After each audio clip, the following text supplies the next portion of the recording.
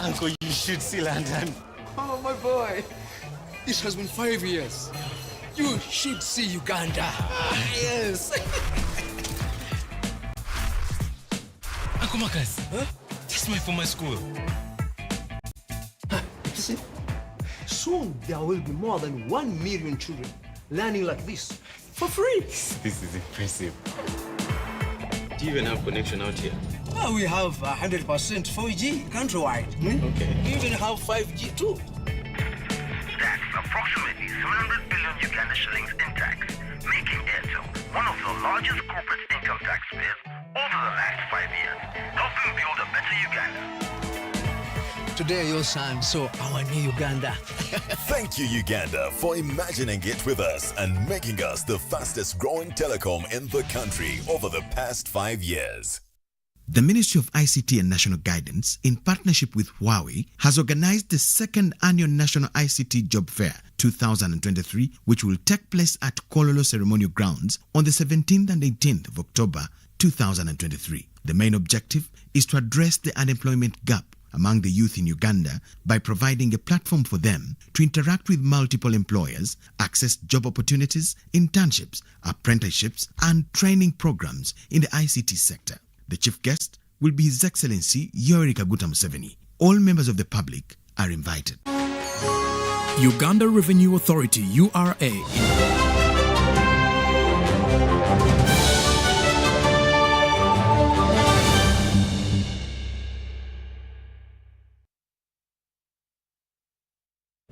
A very good evening to you tuned into UBC TV. Welcome to News Tonight, this Thursday, the 12th of October, 2023. My name is Michael Jordan Lukomwa. Let's open with a look at the top stories that we have for you.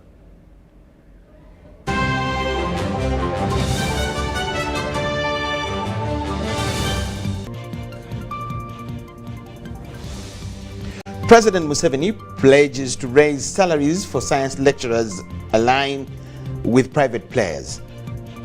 Nabanja calls for revision of Whistleblowers Act. Parliamentary Committee on ICT tours UBC premises calls for more funding for the facilities. While Minister Acheng urges men to embrace HIV self-testing.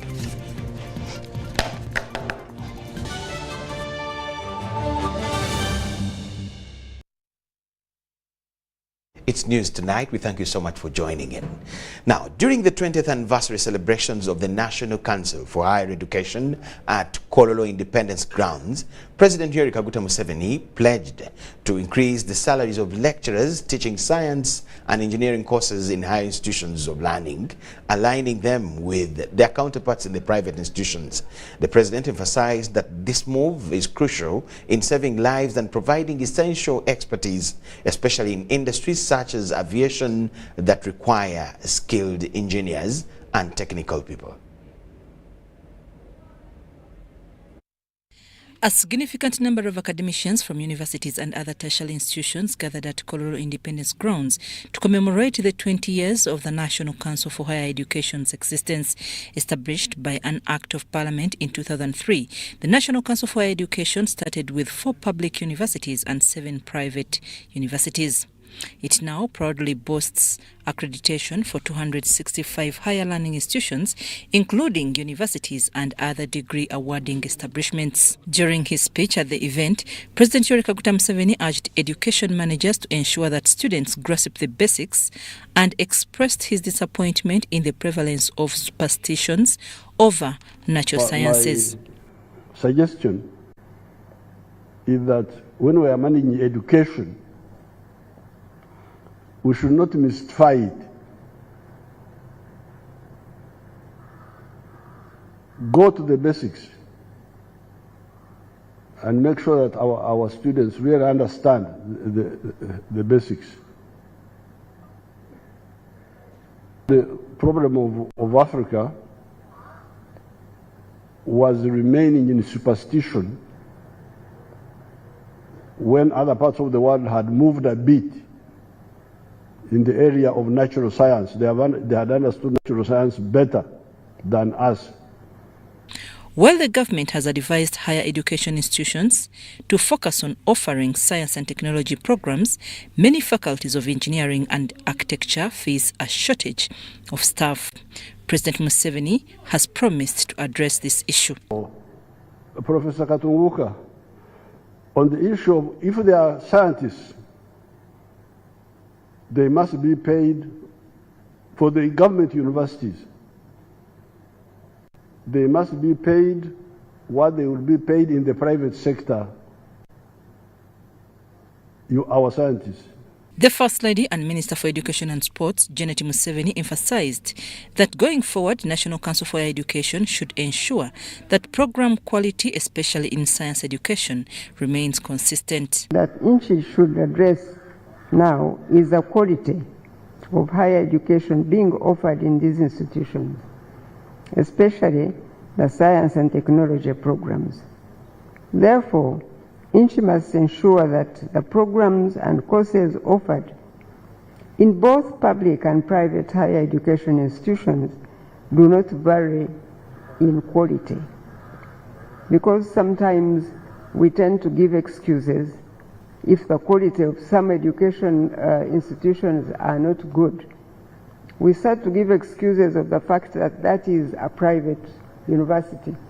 But that should not make any difference in our universities, whether public or private. Over the past 20 years, National Council for Higher Education has developed a quality assurance framework for universities and other tertiary institutions, which is used to assess quality and standards. In place a higher education quality assurance framework for universities and other tertiary institutions. The relevant instruments and regulations are used by NCHI to guide and monitor the performance of institutions. But institutions also use them for self-assessment. Despite the growth in higher education institutions, the sector has not progressed as expected. The National Council for Higher Education has also expressed concerns about its limited power to enforce decisions, such as directing an institution to close. The Act that the National Council can enforce its regulations. We can recommend that the university should close and it will remain open. National Council does not have the mandate or the capacity to enforce some of its regulations. You can revoke a license of a university or an institution, and these people refuse and continue operating. Celebrations, which were launched in March 2023, are held under the theme National Council for Higher Education, Transforming Higher Education in Uganda. I'm Nafka Farida and Dan Lukomwa in Kampala. Prime Minister Robin Nabbanja has called for the revision of the Whistleblowers Act to expand the rewards offered to those who disclose information related to corruption. Nabbanja delivered this message at the International Ombuds Day celebrations organized by the Inspectorate of Government in Kampala. Prime Minister Robin Nabbanja has emphasized the need to revise the existing Whistleblowers Act to include not only those who recover stolen funds, but also those who disclose information that prevents public funds from being stolen or embezzled. According to this provision, it means a whistleblower who discloses information that blocks public funds from being stolen or embezzled cannot benefit from the same law because there is no recovery. Now, even with prior information, it might force people to always wait. I'm telling you, for public funds to be swindled first, in order for them to disclose, since it is the only way they can benefit. I've already talked about this with the Minister of Justice and Constitutional Affairs, and they want to know. She highlighted the importance of motivating individuals to come forward with crucial information that can save public funds and enhance transparency.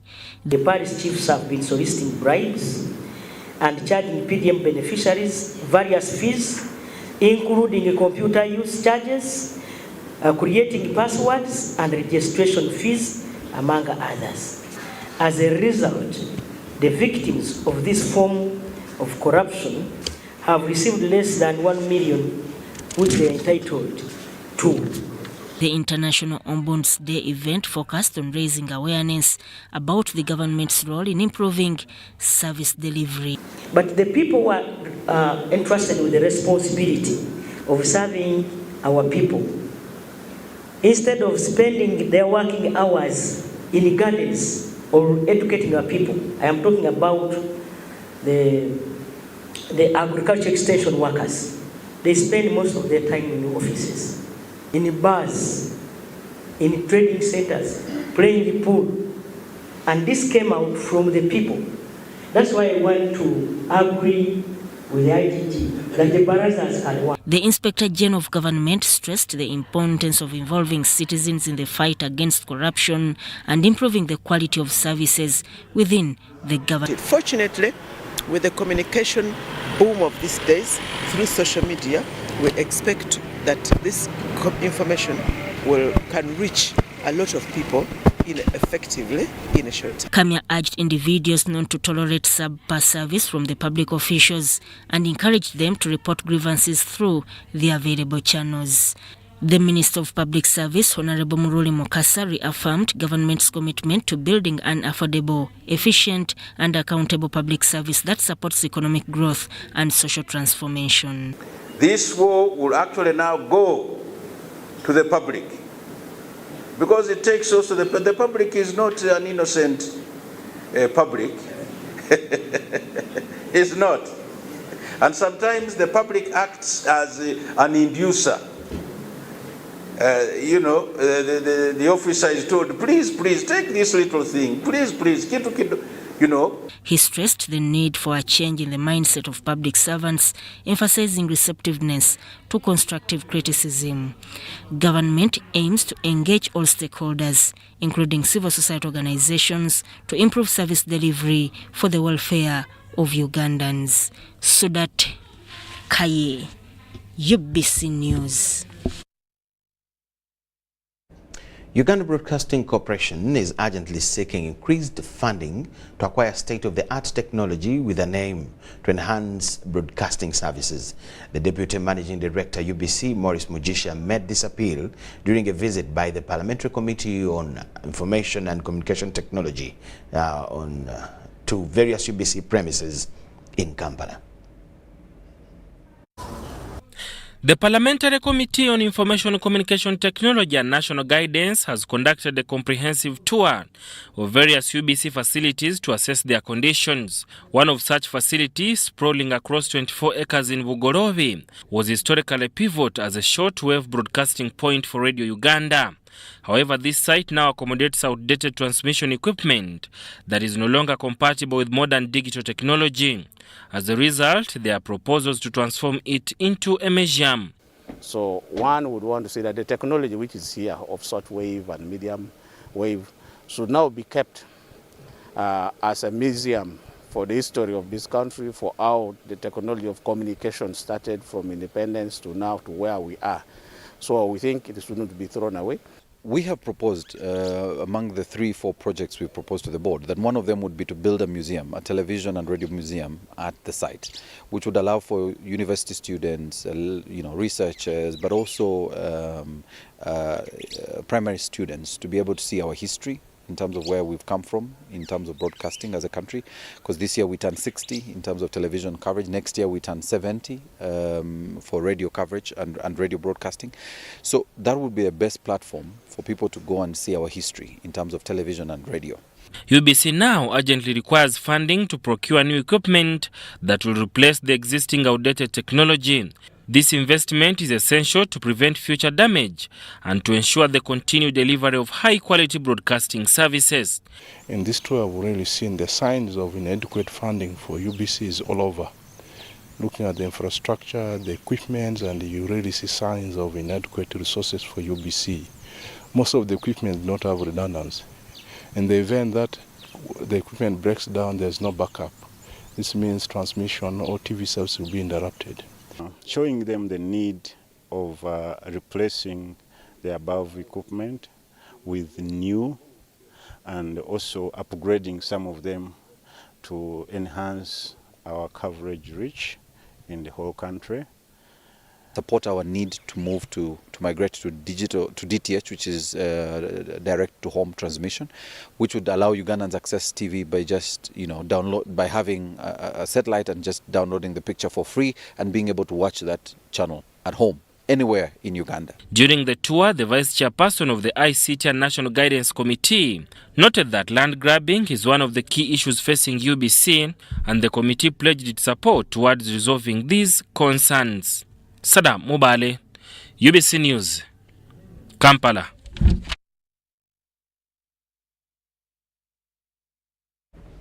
Mityana Municipality Member of Parliament, that is Francis Zake, is again in trouble as Parliament initiates fresh investigations into his public conduct. Zake is accused of using despicable language against fellow members of Parliament while officiating at an event in Rakai district. The victim of Zake's rattle, that is Subi Kinyamatama, the woman representative for Rakai district, raised the procedural matter which turned the afternoon session of Parliament rowdy, forcing the Deputy Speaker Thomas Tayewa to prematurely adjourn the House. Zake's accusations come after the Constitutional Court 2 weeks ago quashed Parliament's decision to censure him from the Parliamentary Commission, still over disciplinary related issues. Almighty God. The Thursday afternoon Parliament session started on a high note, coupled with the return of some of the members in the opposition, who on Tuesday this week walked out of Parliament in protest of the accusations that police interfered with the political activities of the National Unity Platform Party. Chaired by the Deputy Speaker of Parliament, Thomas Tayewa, the full House was made to interest itself on a matter of procedure raised by Rakai woman Member of Parliament Juliet Subi Kinyamatama, who accused the Mityana Municipality MP Francis Zake of insulting and abusing her personality at a function in Rakai district.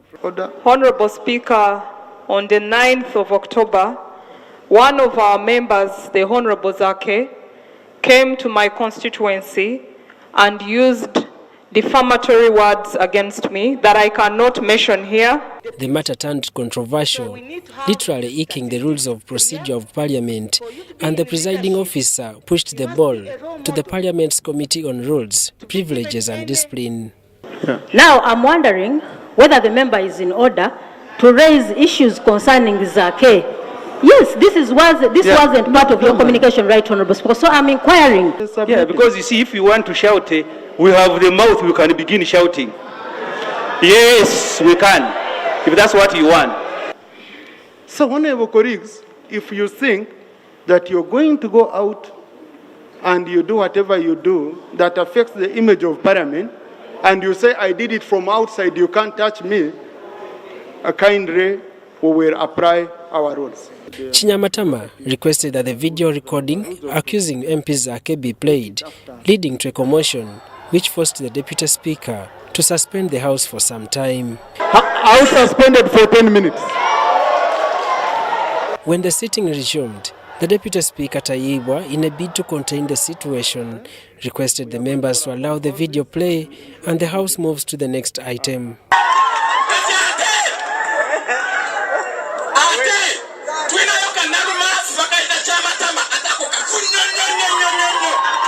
But the next detail, which was the statement by the State Minister for Internal Affairs, David Muhoozi, on the security handling of the National Unity Platform political activities, faced resistance from the members whose attitudes were beyond control.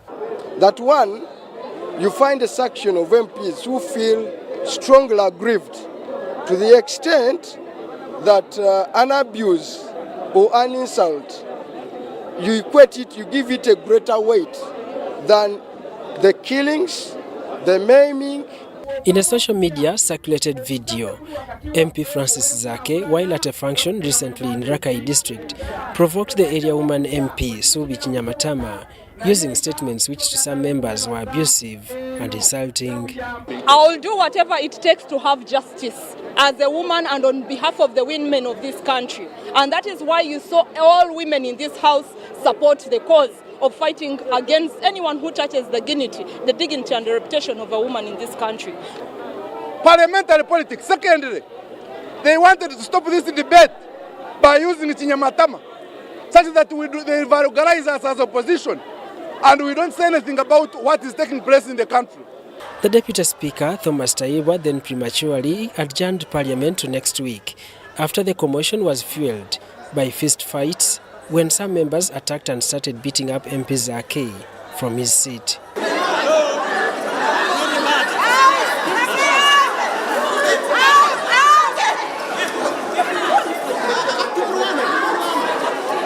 But this comes at a time when the Constitutional Court on September 2023 quashed the recent move by Parliament to censure MP Zake from the Parliamentary Commission. Daniel Mugoya, Gloria Gutabinji, UBC News. UBC News tonight. Of course, we'll give it to you as it unfolds in Parliament. Minister for Works and Transport has officially announced the 30th anniversary celebrations for the Ugandan National Association of Building and Civil Engineering Contractors, scheduled to take place from the 14th to the 16th of December. The event, graced by the head of state, will kick off with the contractors' run starting from the 14th of October and concluding on the 10th of December. This run aims to raise awareness for the improvement of the emergency response assistance to road accident victims. Set to be held in Kololo, these celebrations will serve as a vital platform for knowledge sharing, networking, and exploring the latest trends in the construction industry. During a press briefing, the president of the association, Jameson Olonya, and the Minister for Works and Transport, General Katumba Wamala, shared insights about the upcoming events.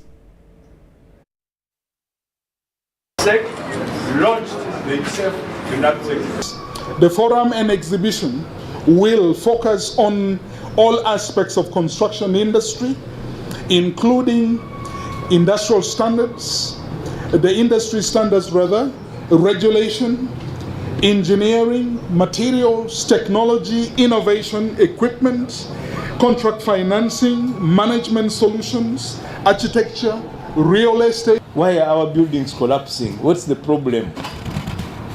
What causes that? You come and interact so that you can be aware. Come and see some of the industries which you possibly don't know that some of those materials are produced here. We have industries in this country which are producing construction and building materials, and some of you may not even know. And we shall be showcasing and sharing innovations and take full advantage of the opportunities that UCFE presents. The second event that will take place is the inaugural contractors run. It is going to be our first time that we are going to be having a run, which shall emphasize the industry's commitment to social responsibilities, symbolizing our pledge to give back to our communities. It goes around that we are really running to protect life. That's a very important message. Come and donate just a unit of blood. They will not take all the blood from you, just a unit. Come and take and contribute that. At least you will say you have saved a life that day.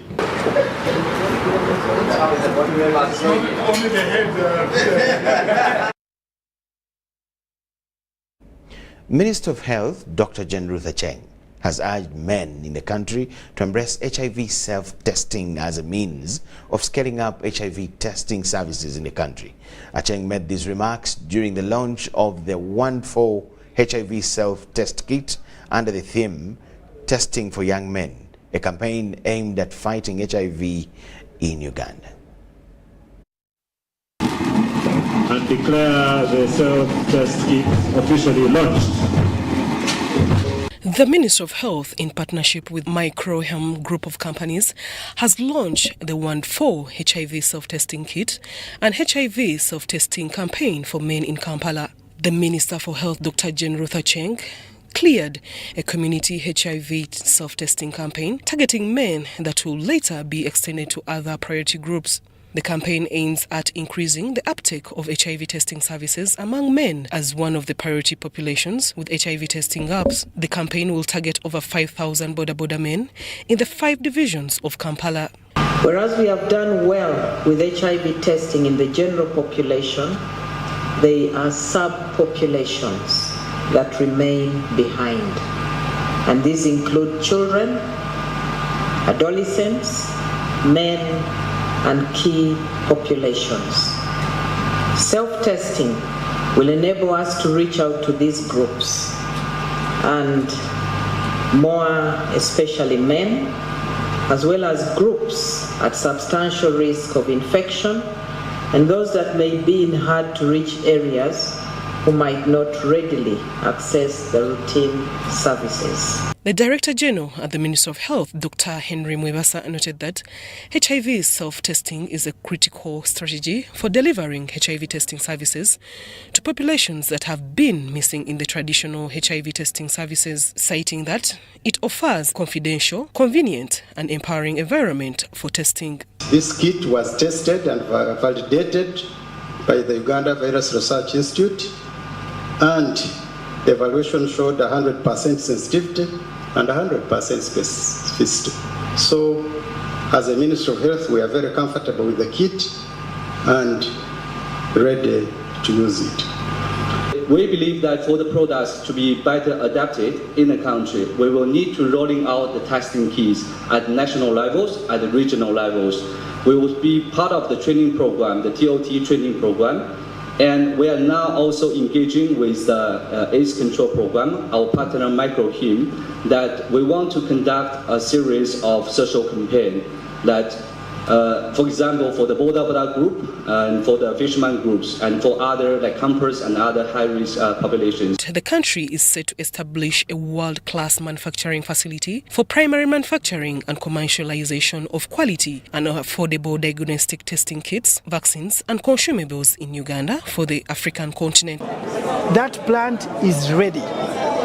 And we have tested it, we have manufactured these products, the products have gone under all levels of certifications, and we want to unveil this plant for the continent, for Uganda, for East Africa on 24th of November 2023. And we will cover the following: HIV tests kits, both rapid and lab-based or PCR tests. We know, unfortunately, that we have limited resources, and yet we want to increase the number of people who are testing. Ministry of Health is on the finalization of the next national health policy that will be intended to improve health services in the country as well. This was hinted by Dr. Daniel Chabainze, the Director of Public Health at the Ministry of Health, at a policy advocacy learning event, where he also called upon civil society organizations and private sector players to take part in the improvement of the sector in the country.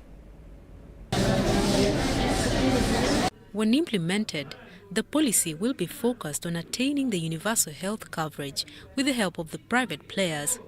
About 91% of women have had safe deliveries under the care of professional caregivers, which sets a good pace towards achieving better health care in Uganda. I want to implore all of you that once this policy is finally approved for implementation, we should galvanize our efforts and key stakeholders of the health sector and support its full implementation as one of the ways of accelerating an attainment of the universal health coverage. In order to understand the depth of public health issues that affect the last person, the civil society organizations have been urged to work closely with the government to achieve success for health advocacy. I think working with us enables you to understand some of the public health issues better, enables you to understand the challenges that we go through as the technical decision makers, but of course also it enables you to understand some of the key issues that are critical in advancing some of the public health issues, especially at the community level. Our request is that let us refocus our advocacy. Since we are speaking on health-related issues, we would like to see that shift from advocacy to health advocacy. According to Dr. Daniel, the health policies are only impactful to the communities if well implemented. Policies are as good as they are implemented. Today, as we discuss lessons drawn from years of partnership experiences, our eyes must be focused on how well we have done our part as partners to ensure that we have the right policies in place and that all these wonderful policies are being implemented to yield impact we desire to see in our population. The theme of the event was Partnership for Responsive and Equitable Policies for Improved Healthcare Outcomes in Uganda. Mariona Wori and Annette Sana, UBC. Healthy!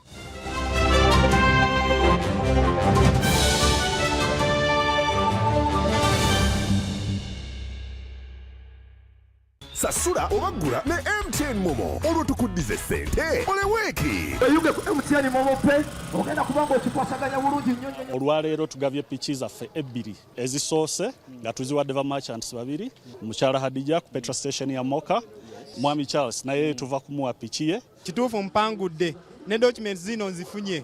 I was so surprised when to the petrol station nesangawo nga already MTN yatuuse. MTN bateba kulimba tabalimba. Kumbe bino ebintu byo bituufu. Era kye tubuulira abantu baffe naddala omuntu yenna alina business nti ssaawa zino tugenda tuva mu mbeera eyo ey'okukwata ssente ez'omumpeke nti buli omu yenna afune kye tuyita merchant code. Tugenze tusomesa abantu ku mugaso gw'obutakwata ssente ez'obuliwo naye nga bazifunire ku ssimu yaabwe. Beera steady tugaba pin code yo weka. Kozesa Momo app owanyika *165*3#. Do you need data collection services, data analysis and reporting, monitoring and evaluation systems? Then contact Mood Technologies, a professional research firm that has provided many organizations with timely research solutions for over 15 years. For more information, visit www.mt.co.ug or call us on 0704 913 399 or 0782 602 963. Visit our office in Kampala at Sayuni Complex in Tinda. Mood Technologies, your professional research firm. So, you are ready to invest in Airtel's initial public offering? Good choice. I'm going to show you how to do it straight from your phone. First, you're going to want to make sure you have a Securities Central Depository SCD account. Dial *185*85# from your Airtel number. Choose Airtel IPO purchase from the available options. Enter your valid national identification number when prompted. Before you purchase, there are a few things you need to know.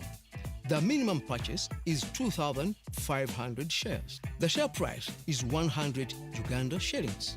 Select the number of shares you wish to purchase. Choose your relevant broker for the purchase. Enter your Airtel Money PIN to confirm the transaction. Congratulations! You receive a confirmation message of your successful purchase. Sebo. Yes? This is the bill. What? Malaria testing, 10,000. Treatment, 100,000 since we put on drip. Hey, Musao, can you read this for me? Before I brought my wife here, I'd already spent money on buying herbal medicine and drugs from the pharmacy, which didn't work. But Sebo, the government gave out mosquito nets. Doesn't your family use them? We got the mosquito nets, but they got holes and we didn't know what to do.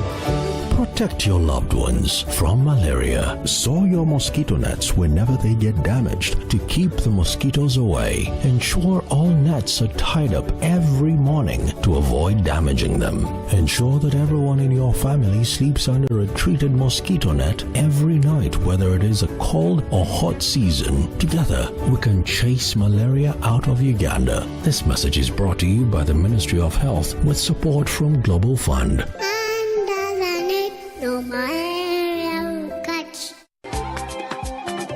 Tubaniriza mu Jinja Central Market twidi wano okubanga twedusa abantu okuwaayo kumbaga ya mwenemu nga bakozesa momope kati je mu Jinja Central Market sobola okubanga tuwayana abatyamye momope neri kwogeza abantu obwama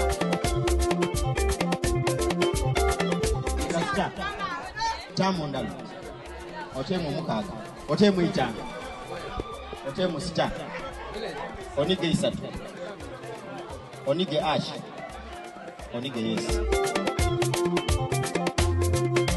aye nga tuwaayo tikashi nga tuwaayo nga tubita ku momope enkola ya MTN miga 70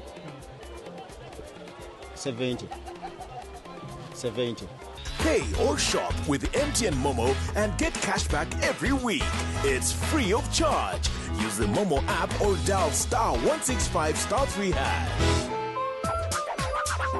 In this family, we can't agree on anything. Martha. We can't even agree on what to watch. All the games to play. Martha. Ndowoza Mulabi, we can't even agree on what to eat. At least the one thing for now we can all agree on is the soap to use. He likes that it's big and lasts long. Anti-economy. I like that it keeps my skin smooth. Ate alina echovu. And the children like that. It smells amazing. Everyone is happy. Movit soap comes in 4 fantastic flavors. Movit family soap is truly soap for the whole family. Movit. All day confidence.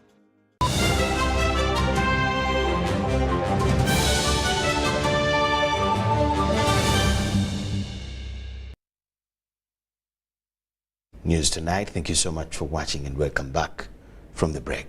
The Executive Director, National Environment Management Authority, Dr. Kankwasa Barirega, has called for the need for capacity building in order to enhance resource mobilization for the biodiversity protection.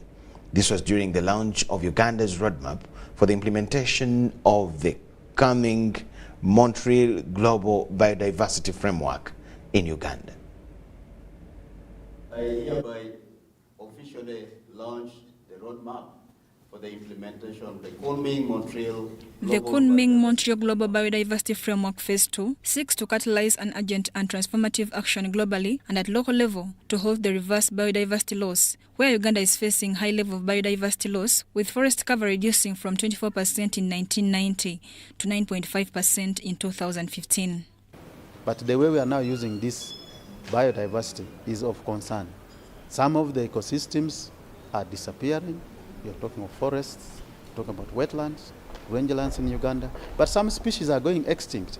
And yet, as that happens, it compromises, it reduces on the services that we get from biodiversity. So that the framework will be guided by 4 goals, which include enhancing ecosystem, using nature sustainably, among others, all emphasizing the dangers we are to befall if we do not conserve the ecosystem. For example, look at areas like Budongo, you look at Bugoma, and then the connectivity that was there. So most of them have been converted into agriculture, to the point that when some of those wild animals like the chimps migrate, for them in their thinking, moving from Budongo to Bugoma, they have to, because there was a forest connecting there. But now we have turned those, people have turned those into gardens. For this framework to be realized, the Executive Director, NEMA, Dr. Kankwasa Barirega, calls for capacity enhancement and partnership so as to tap into the available resources for implementation. So the trick is in enhancing our capabilities to raise resources. So capacity building, and then partnerships as opposed to competition. We just need to partner and specialize in different goals so that we are able to tap into resources from various sources. But at the implementation stage, we are well coordinated and we end up getting more resources. The framework projects at least 30 billion annually to be set aside for environmental conservation. But the projection is now as follows, that by 2025, we should have at least $20 billion per year if we're going to make an effort implementing the framework. Then by 2030, we should be having at least $30 billion per year. So those are the projections that are there. But it takes a lot of effort to get these monies, because globally also there are lots of challenges. Mary Namkose, UBC News. Minister for Tourism, Tom Butime, has announced ambitious plans to renovate and modernize the Uganda Museum. The public can expect changes in access to the museum as these improvements are rolled out. Minister Butime made the revelations during the launch of the Superheroes of Uganda project, designed to strengthen the connection between Uganda's rich history and its contemporary society.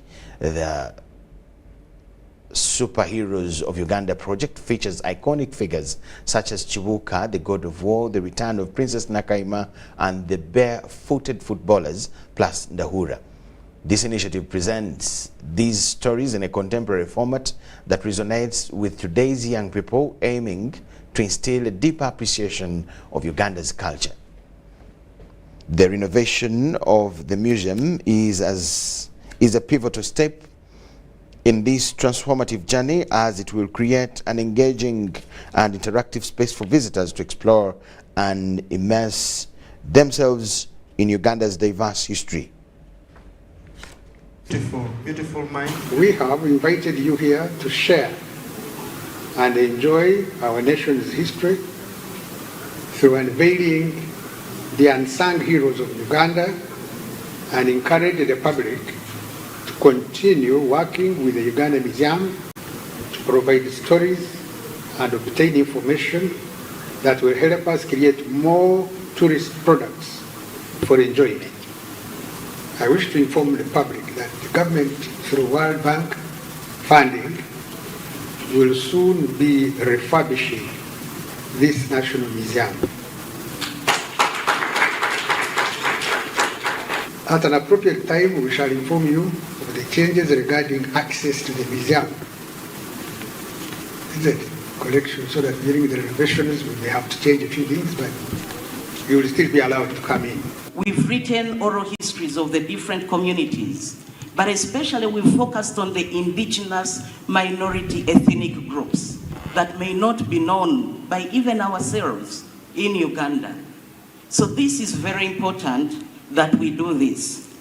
And the biggest challenge we have is the continued widening gap between the young people and the old people, thus putting transmission of our heritage at a greater risk.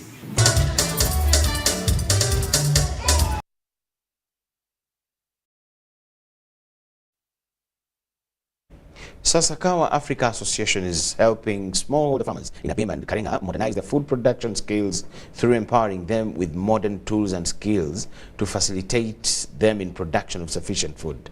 The initiative aims at making Karamoja communities food secure through embracing modern technology, mainly handheld tractors, simple irrigation techniques, harvesting technology, and quality seeds.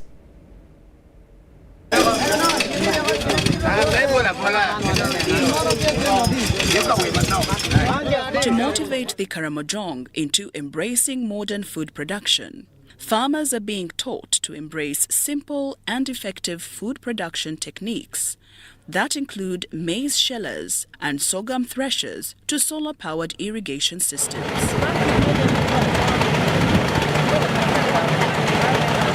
Handheld tractors and other state-of-the-art post-harvest technologies aimed at sparking the interest of local farmers in adopting transformative innovations are being introduced in the region by Sasakawa and partners, including area leaders.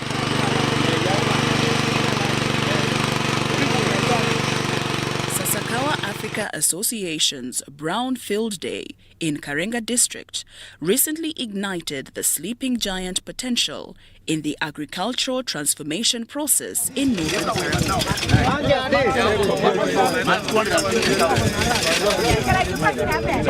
The resident district commissioner, Ochailap Geoffrey Filbert, emphasizes the pivotal role of agriculture in improving livelihoods and education to bridge gaps in government support and enhance crop value through innovative machinery. So come here and we can produce maize. Exactly. We bring maize here because now it is simple to remove it from the house. Thank you. The technical coordinator of NSA, Sasakawa's partner organization, Jacqueline Namusalisi, highlighted the importance of mechanized agriculture in reducing losses, saving time and maintaining product quality. So be mindful of where you put your grain. You should not put it carelessly in a way that they can be affected either by rodents in the store. A project coordinator, Julius Esanyu, urged farmers to transition to commercial farming, stressing the need for technical infrastructure, increased investments, and participation in government programs to maximize crop yields. Smallholder farmers are embracing mechanization and market-oriented strategies, working together for a brighter future.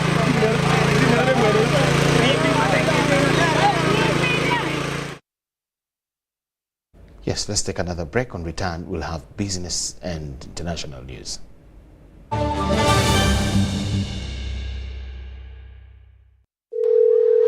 Hello, Mom. How did you sleep? How is Salongo? Oh, Mommy, how is Grandma? And Simba, the dog, yeah, the funny one. Call Bona on any network in Uganda with Airtel Bona Voice Bundles. Dial *100*1#, select Call Bona to choose bundles from as low as 1,000 shillings from daily, weekly, monthly, or bundles that don't expire. Call Bona on any network in Uganda with Airtel. A reason to imagine.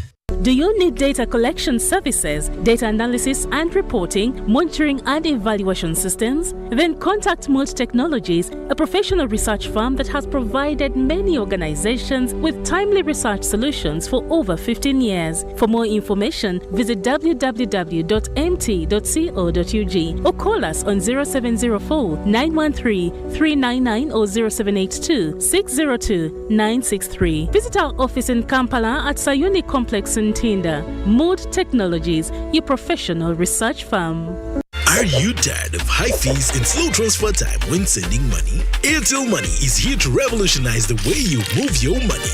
We have revised our rates Pakaku ground. Sending money from Airtel to other networks in Uganda, East Africa, and to the rest of the world has never been more affordable. Dial *185# and start sending money. Switch to Airtel Money today and experience unbeatable rates and top-notch services for all your local and international money transfer needs. Airtel Money, instant, secure, borderless.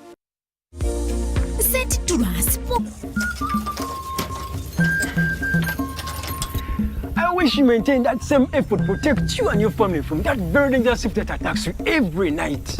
And if you don't take action soon, it may cost your life or even your pregnant wife to lose her baby. Wapi, with all these original padlocks and my maguja, no thief can make an attempt to break it. Simon, you and your wife are always in and out of the hospital almost every month. And there is that dangerous thief that you are not yet safe from. You're lucky that for now, it's only robbing you money. Malaria is a thief. Don't let it rob you and your loved ones. Prevent it by sleeping under a mosquito net every night. For pregnant women, go for antenatal care and get your Fansida medicine to protect you and your unborn baby from malaria.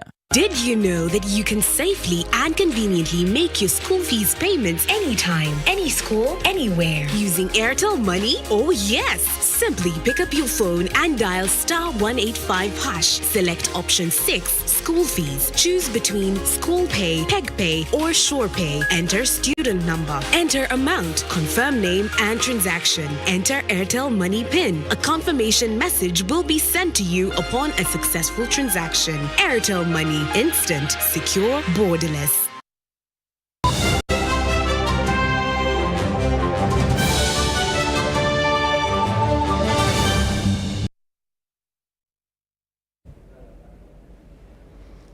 We thank you so much for watching. Now, in the business world, the Private Sector Foundation Uganda has launched a report on the youth and adults' involvement in the business sector around refugee settlements in Uganda.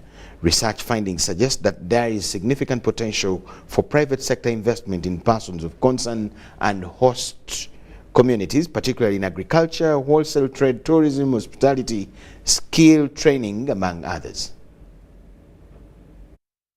Uganda currently hosts the world's fourth largest refugee population with at least 1.5 million people as of September 2021 and the largest refugee population in Africa.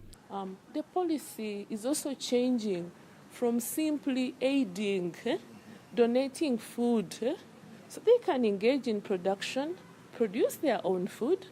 They actually buy our products. You see how it makes business sense. A new study by the Private Sector Foundation Uganda in collaboration with MasterCard Foundation has identified opportunities for the refugees and host community.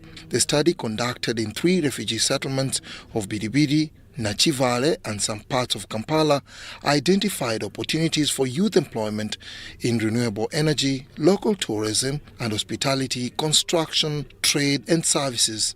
These opportunities also include education and skills training. The local content or the participation of local businesses in this space is still quite limited. And so we sought to really understand what lies underneath the surface. Of course, a lot of businesses have already broached the space and they're already working with refugees in business or in employment. And so in this study, we sought to really establish what does that really look like, what are the opportunities, which sectors, and so on. So as a business, although we're looking at this from a long term, we're already in a situation that for 4 years we will make a loss in this community. Now we need to take also the credit risk of providing the product on credit, and we don't know if we're going to get the money back. The 1.5 million persons of concern consume goods and services worth $485 million per annum, says Stephen Asimwe, the Chief Executive Officer, Private Sector Foundation Uganda. Having given you the background, the PSFU first commissioned a study and found that there is a very big opportunity. But secondly, how do we facilitate? As part of our business development services mandate, we have set up a desk officially to support the refugees, but also to support Ugandan businesses to take advantage of that opportunity. That desk is going to be domiciled at PSFU, and it is essentially established to facilitate, to inform, and also to empower business people to take advantage of this opportunity. The study intends to open the way for government and other players to identify the available opportunities in the refugee space and take a more participation active role. Dennis Igoa for UBC News.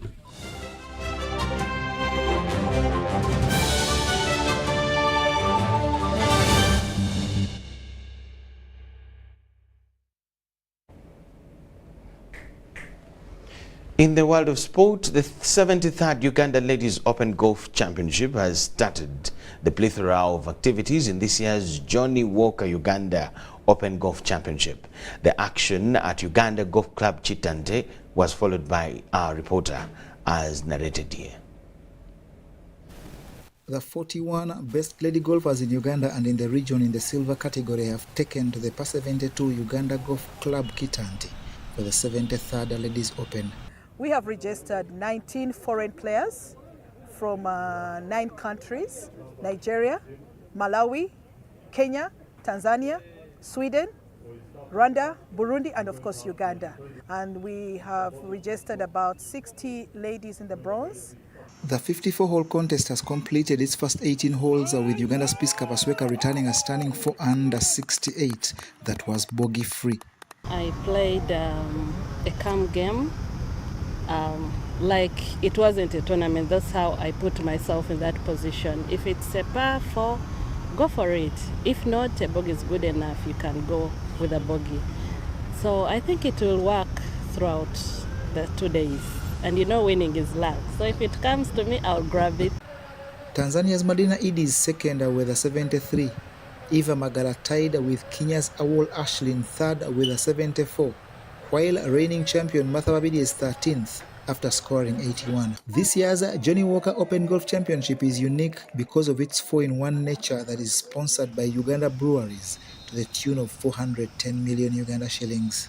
Looking forward to the golfers, putting their best foot forward, giving their best to the green. But also I'm looking forward to our consumers, our guests having an immersive experience of the brand, getting fully immersed in Johnnie Walker. If it's your first time to try out Johnnie Walker, definitely expect an amazing experience from the brand. We'll have cocktails, neat serves, all by the brand.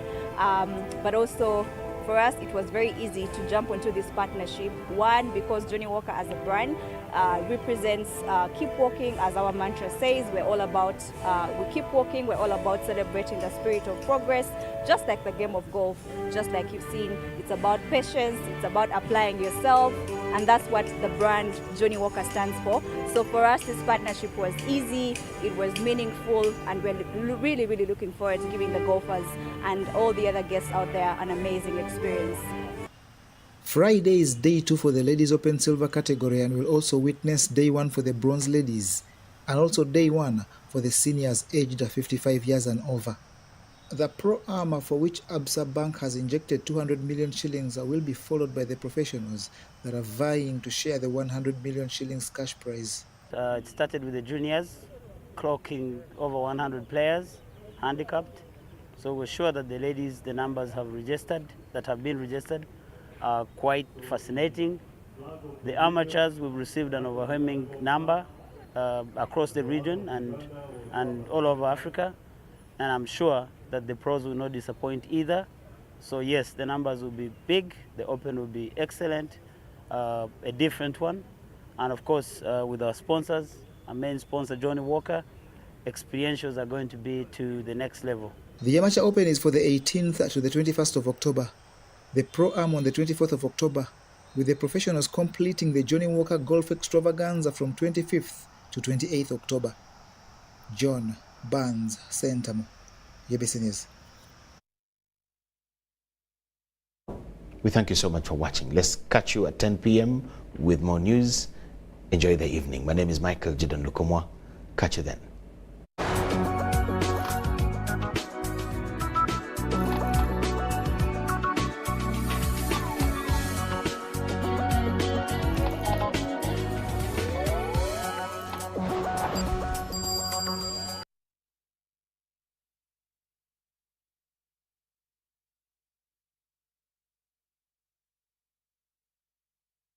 Uganda Revenue Authority, URA, in partnership with the United Nations Development Programme, UNDP, will launch the URA Digital